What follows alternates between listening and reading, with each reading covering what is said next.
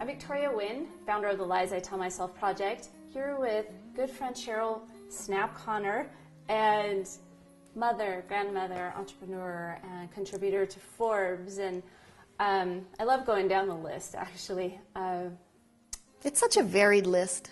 It is. It's diverse. It's like most of us. Yeah, it really, really is. I could go down my list.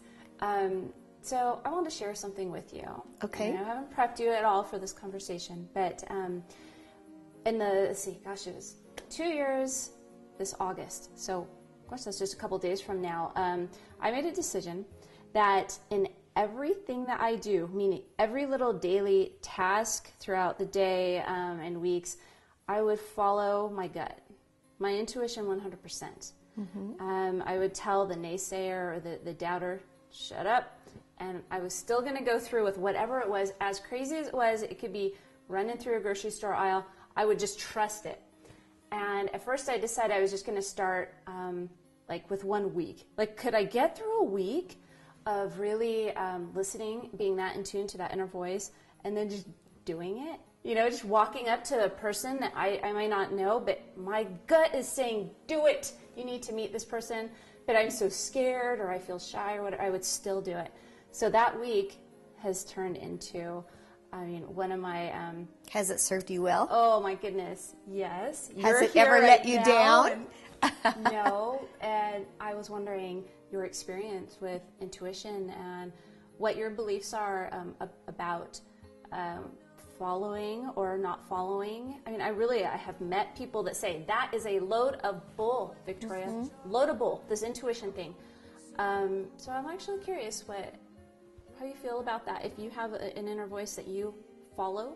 I do, but the inner voice has been trained over time. I think that by and large, the majority of us should trust our instincts far more than we do. But I've also been impressed that a number of us, all of us, tend to mistake our gut for our dysfunction. Mm-hmm. That it's the dysfunction speaking. It's not genuinely wise intuition. Mm-hmm. And so learning the difference between those two things is a long process and maybe a perpetually evolving one. Yeah.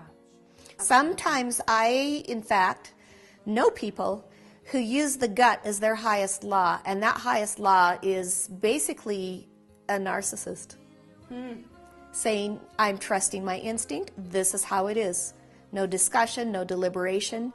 My instinct, my noble instinct rules, and in fact they're advancing the very things that if they had a little clearer vision, they'd stay far away from. And it really doesn't draw them closer to others. Mm-hmm. So I think genuine intuition and good intuition is intuition that takes you in a direction that serves others appropriately, protects boundaries appropriately, forms bonds appropriately, but it can get misunderstood and get misused as well. Yeah, I'm confused. I've been thinking while you were saying that it serves our higher good, and following our intuition will never involve hurting someone else. No. Lowering someone else, and that was a key factor to me, knowing what was, maybe some ego and what was intuition. Intuition serves my highest good in being a loving person. And giving back to others. And again, it will never, ever tell me to throw somebody else under the bus, backstab, be dishonest. Well, that's part of the advice that we were speaking of too, that if you are coming from a standpoint of calmness, your emotion is not off the chart in either direction. It's not over-exuberant. It's not angry. You are at a point of deliberate calmness where you can say, this doesn't violate my highest principles. This intuition is thought through, insightful, and good, and follow it. That if you were in a mood or a tone of exuberance and loving the world and made promises you shouldn't have, you were off.